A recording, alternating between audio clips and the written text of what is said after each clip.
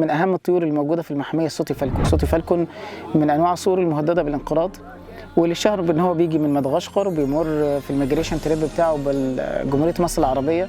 اشهر المناطق الموجود فيها الصوتي فالكون هي منطقه وادي الجمال، وكان معروف ان في 300 زوج، وبيعتبروه ان هو اكبر تجمع للصوتي فالكون في الميجريشن تريب بتاعه.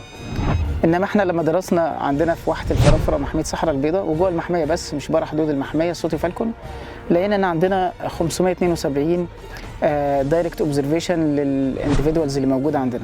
قارنا الطريقه بتاعتنا بطريقه وادي الجمال، لقينا ان وادي الجمال كل ما بيشوف واحد بيعتبر نفسه ان هو شاف الكابلز وشاف معاهم تشيكن، فبيعتبر ان هم 4. الكلام ده عندنا ما بنعملوش كده، احنا بنشوف دايركت اوبزرفيشن، فلو خدنا بنفس الطريقه بتاعت وادي الجمال يبقى احنا بنتكلم في 4 أضعاف الرقم ده.